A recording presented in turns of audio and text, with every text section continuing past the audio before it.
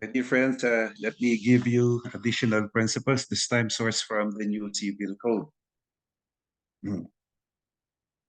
You remember 110 of the labor code?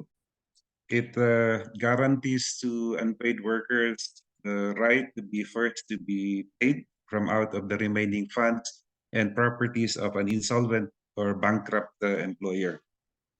And the law says, regardless or provisions of law to the contrary notwithstanding, that unpaid worker should be first to be paid. He is even ahead of the government. But here is a case that tells us that 110 does not mean what it says, or at least it should not be read as it appears textually, that its text should be subject to analysis. In the case of Peralta,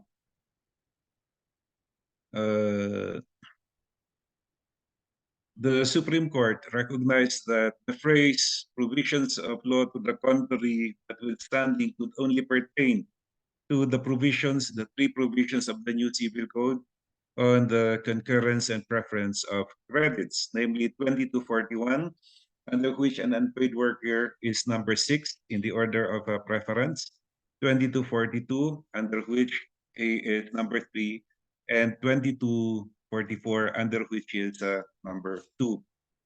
Does it mean that because of 110, 6 becomes number 1, 3 becomes number 1, and 2 becomes number 1 automatically in the event of the employer's insolvency or bankruptcy? In Peralta, the late Justice Isagani Cruz took the view that 110 was the provision of a special law, whereas these three provisions were provisions of a general law. And so, invoking this familiar StatCon principle, he took the position that 110 should be given preferential application. But that was a minority opinion only. Majority had it that that was not the only rule of construction to consider, because there was also an equally applicable rule of construction, which was that in event of conflicts between laws, the first thing to do was to try to harmonize them, So that was majority opinion. And so let's see how majority reconciled 110 with these provisions of the new civil code on preference and concurrence and preference of credits. The Supreme Court drew a line between 2242 and 2244. According to the Supreme Court, the credits listed under 2242 and 2241 were SPCs, or special preferred credits. They were in the nature of encumbrances. They were, or they are, no, in the nature of liens.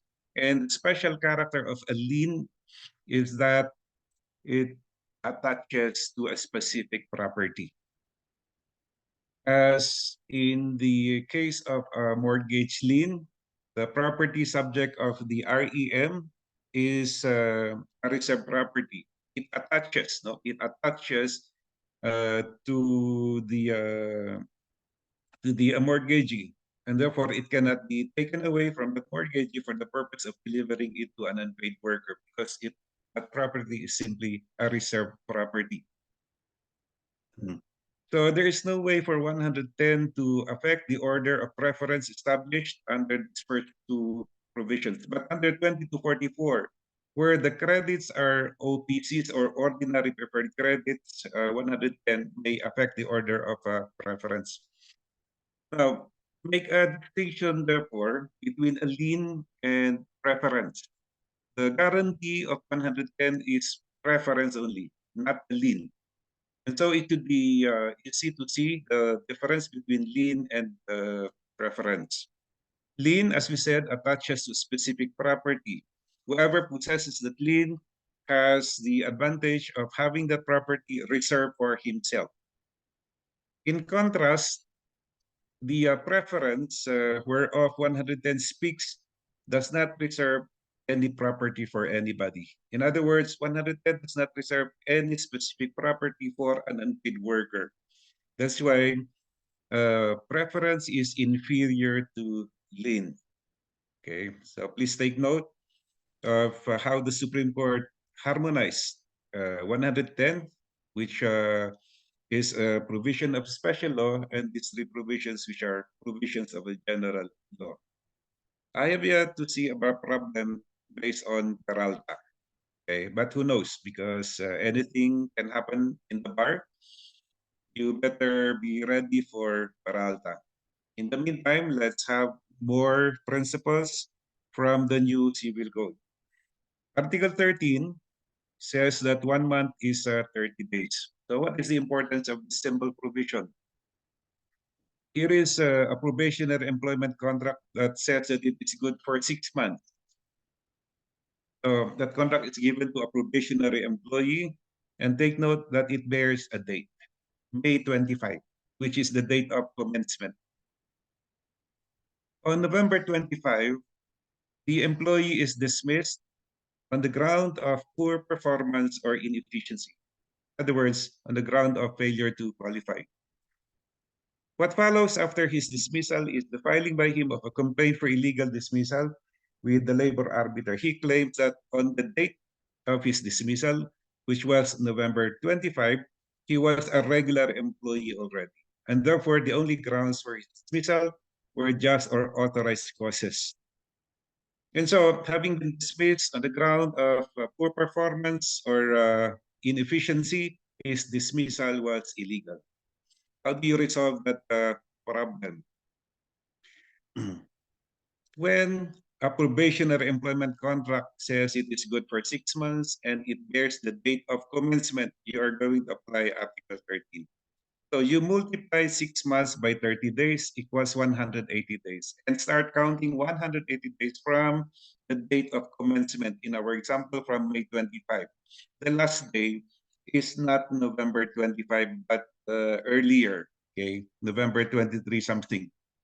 So what was the status of the employee when he was dismissed on November 25? He was a regular employee. Why? Because the law says that when a probationary employee is permitted, allowed, suffered to work beyond the period of his probationary employment contract, and he attains tenure on the very day following date of expiry of his probationary employment contract. So that is from your Mitsubishi case. The other case to consider, still involving 13, is Alcira, where the contract said it was good for 6 months, but the difference was that it bore two dates, May 25, date of commencement, and November 25, date of expiry. What happens if the employee is dismissed on the same ground of failure to qualify on November 25? Would that also amount to an illegal dismissal? This time, the answer is no.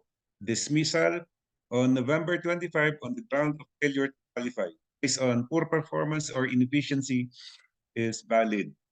When the probationary employment contract that says 6 months bears date of commencement only, not only bears the date of commencement, but date of expiry as well, you do not apply 13. So the last day of that contract is really November 25. So please take note of Article 13. 1150 should be connected to 306, 3-year prescriptive period.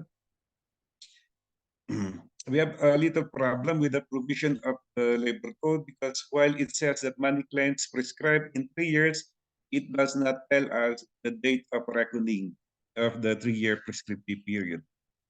So we have to apply 1150 of the new civil code. When law says or states the prescriptive period but fails to state the commencement, the reckoning date, 1150 says that the period starts to run from date the claim became a legal possibility. Because on that date, the claim could already be judicially brought. So what is the case to connect to 1150? The Anabi case. Concerning prescriptive period for money claims, under the labor code, the period is 3 years. When do you start counting the period? Let's look into the history of reckoning date. It used to be uh, applied that it was date of accrual of the right or the claim that constituted the date of reckoning of the prescriptive period. Take note of the cases resolved by the Supreme Court. The case of Baliwag told us that date of reckoning was the date the money claim was expressly or impliedly denied. Expressly or impliedly denied. What does that mean? Express denial is you are not entitled to your claim. That is express denial. Implied denial is what are you talking about? Okay. Or I do not know you, you are not my employee, etc. But the Supreme Court has changed date of reckoning, okay, from date of express or implied denial to date of categorical rejection in another Serrano case. Okay? So no more implied denial because of the requirement that there must be categorical rejection. But when the Supreme Court decided Anabe, it changed categorical rejection to date of legal possibility. What happened in Anabe was the complaining worker filed his money claim beyond 3 years. His money claim pertained to deductions from his salaries effected by his employer without his knowledge and without his consent. He belatedly discovered the illegality, okay, after 3 years. That's why he was able to file his complaint after 3 years, counted from date of approval of his salaries.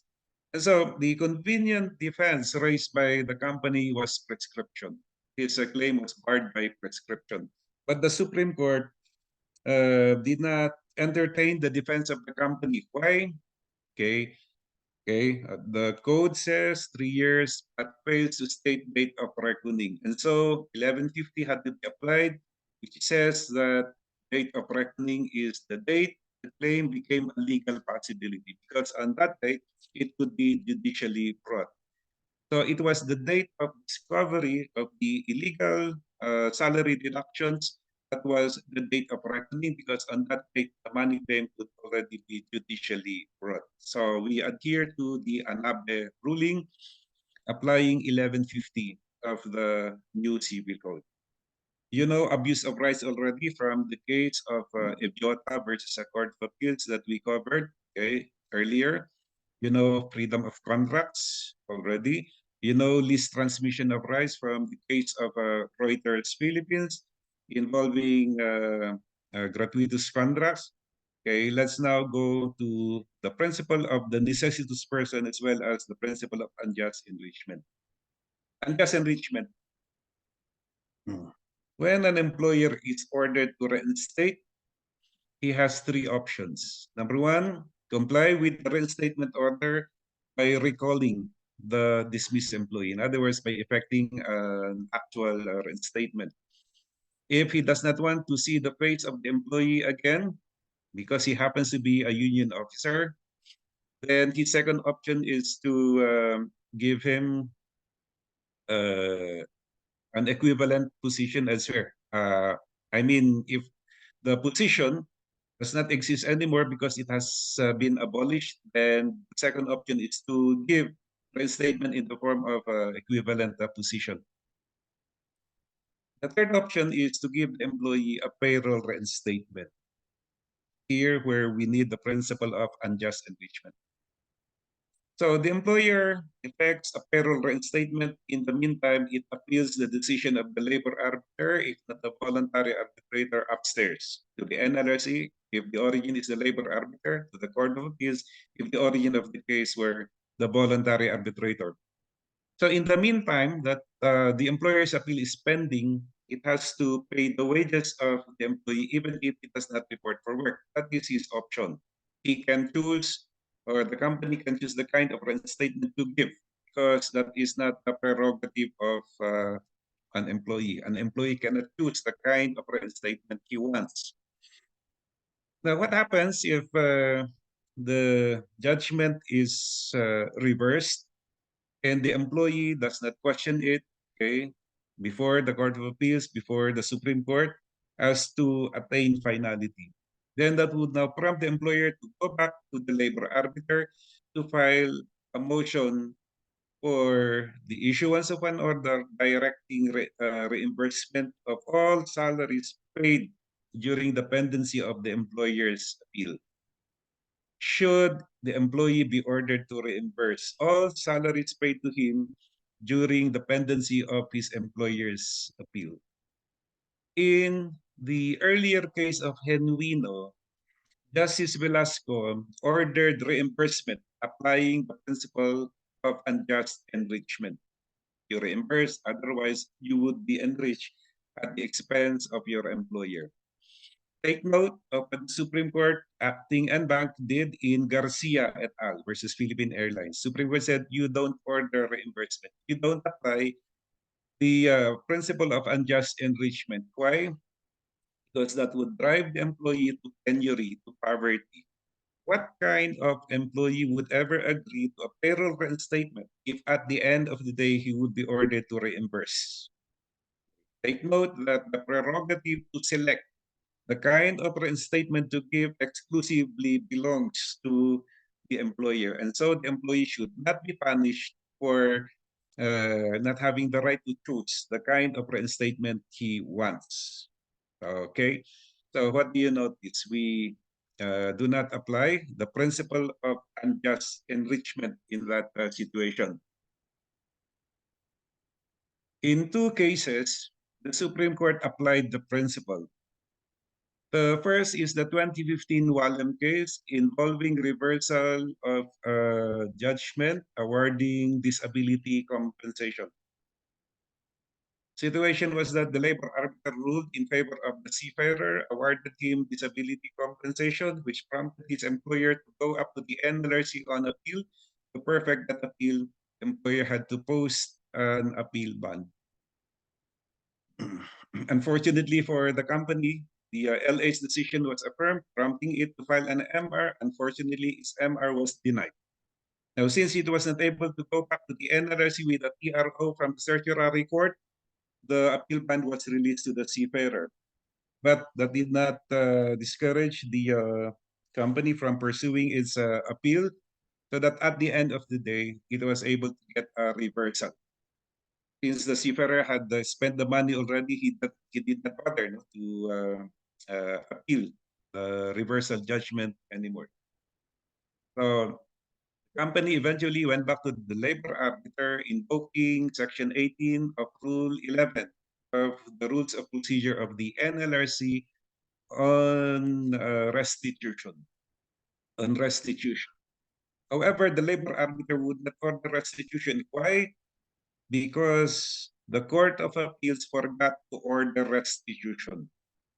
The problem with that was Section 18, Rule 11 of the Rules of Procedure of the NLRC required an order of reinstatement of restitution as the basis for the labor arbiter to issue an order directing reimbursement. And so what happened was the case went back to the Supreme Court, and this was the ruling of the Supreme Court. You reimburse. Otherwise, you would be enriched at the expense of your employer. On top of that, the Supreme Court said, common sense requires reimbursement. Common sense requires reimbursement, regardless of whether the Court of Appeals has ordered restitution or not. In that case, the principle of unjust enrichment was applied, unlike in the Genuino case or Garcia case. The third case where the same principle figured was Liedo versus Liedo. Liedo was an RTC clerk of court dismissed by the Supreme Court on the ground of immorality. You will remind yourselves of the legal consequences of the dismissal of a government employee. Okay, there will be forfeiture of all benefits, including retirement pay.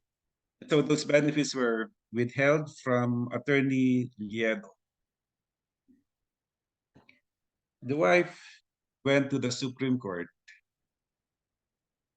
asking the Supreme Court to order the GSIS to deliver to her the leave benefits of Attorney Lieto to enable her to save the family house, which was under threat of foreclosure.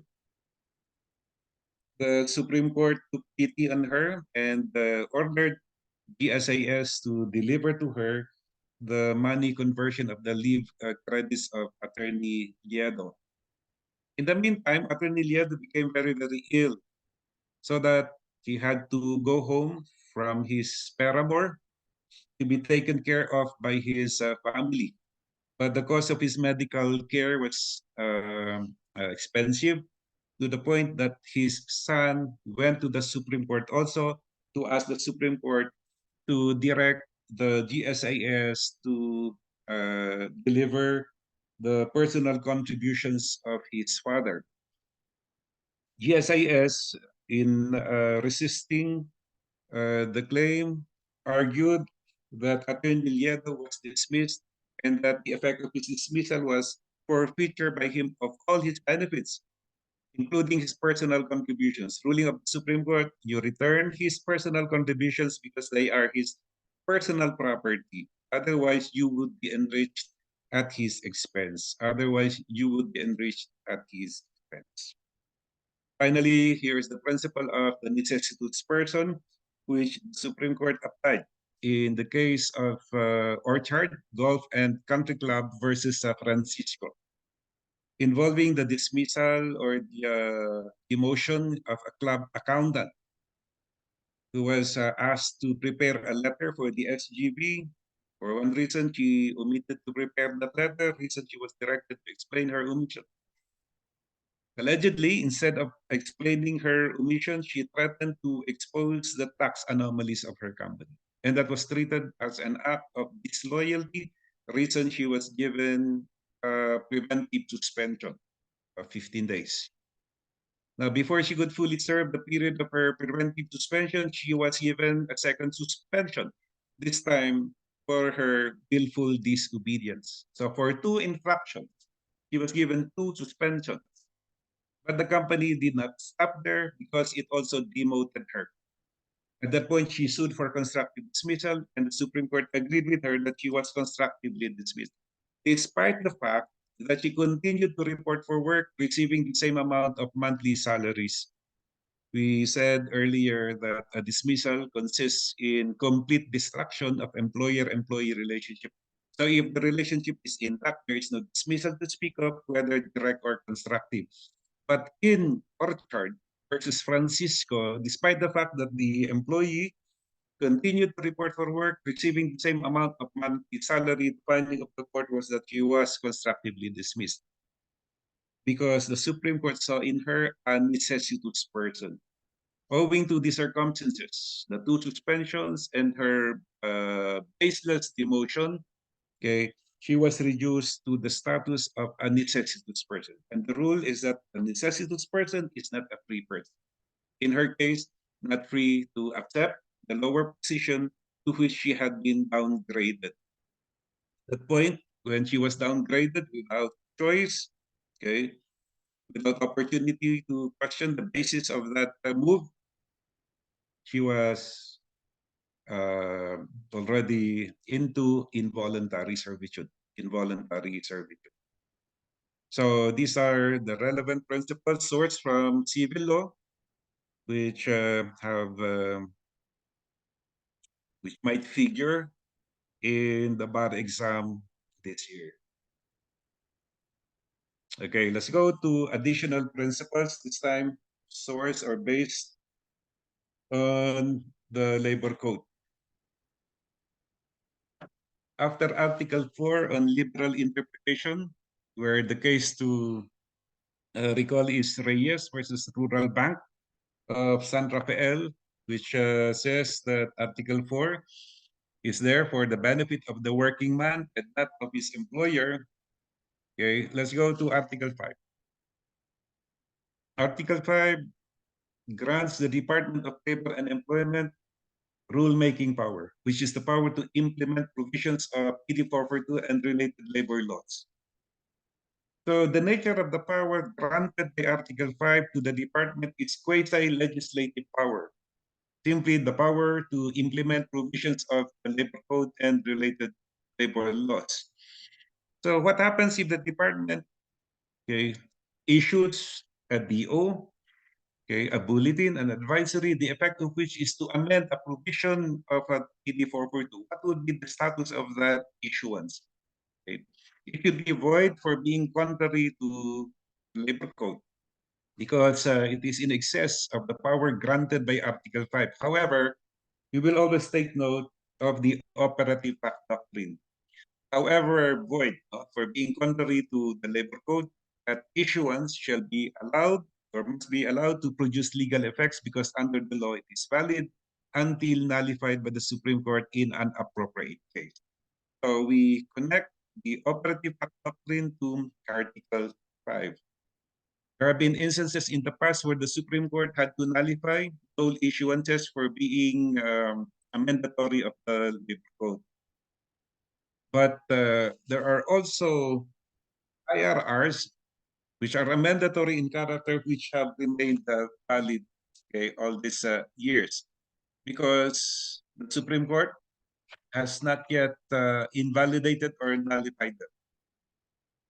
Now, in this regard, please take note of the night work law. Night work, according to Congress, is work for not less than 7 consecutive hours between midnight and 5 a.m.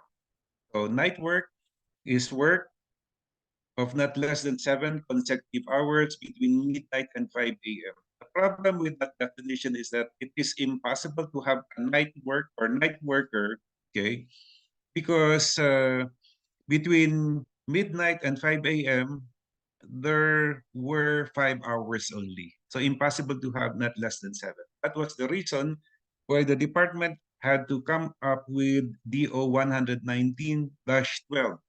119-12, redefining night work as follows. Night work, according to that DO, is work of not less than 7 consecutive hours at this time between 10 p.m. and 6 a.m. the following day. Okay, take note that between 10 p.m. and 6 a.m. the following day, there are 8 hours, and so it is now possible to have not less than 7. Now, surely the DO is a mandatory of an RA. So, strictly speaking, it is void for being contrary to law, but don't expect the Supreme Court anytime soon to nullify DO 119-12 because, in fact, it gives the correct concept of night work. Gives the correct concept of night work. When a union officer is offered a promotion for the purpose of disqualifying him from the CBU of rank and filers so that he cannot continue serving as union officer, that fellow can refuse the offer, and his refusal cannot be treated as an act of willful disobedience, cannot be used as basis for a disciplinary action against him. Why? Because Article 12 gives him freedom of choice, free choice provision or policy. In relation to the free choice guarantee of Article 12, please be mindful of the 2 types of transfers. Number 1 is the lateral type of transfer, and the other is the scalar type of transfer. Lateral is a sideward movement from one position to an equivalent position. That type of transfer cannot be refused as long as it serves a legitimate business purpose, as long as it is not attended by bad faith. So an employee can be disciplined for refusing a valid lateral transfer. But if there is bad faith, if there is no legitimate business purpose sought, okay, then the employee can refuse that lateral transfer. In contrast, a scalar transfer is an upward movement from one position to a higher position. That type of transfer can be refused without consequence. Why? Because it is in the nature of a promotion. And the rule is that a promotion can always be refused. It is part of the free choice right of an employee under Article 12. Non-diminution of benefits, Article 100. We need to make clarifications on 100 because of conflicting rulings of the Supreme Court on the uh, subject and the extent, no, of Article 100. You will go to 100 when you go to labor standards law. Then 124 lays down the principle on primacy of negotiation. In the event of a wage distortion dispute, the first thing that should be done by the disputants is to negotiate to adjust the wage distortion. Then 226 gives us the no injunction policy. The reason again behind 266 is that employer-employee relationship is an inter-party relationship. Okay. The principle is to leave parties to ER to themselves to determine the outcome of their affair, including the choice of means by which to stop disputes or to put a stop to disputes arising from that affair. And because industrial peace cannot be achieved through state compulsion, okay, the provision tells the state to take a back seat. So it is only in extraordinary circumstances, like when national interest is under threat, as the state can come in to interfere with the affairs of employers and employees through the exercise by the secretary of his assumption power. And then statutory due process is one of the guarantees of Article 292. We shall go to due process later on when we go to termination law. Now, don't set aside the principles you have learned from your other subjects, like from your remedial law, you have encountered presumed identity approach. Okay. From your political law, preferred freedoms. From your criminal law, triple liability rule. From your commercial law, manner of creation test. Parkman rule from social legislation, of course, piercing the veil from commercial law. So you are familiar with these principles. And of course, I trust that you know how to apply them. If called to apply them in a bar problem in labor law.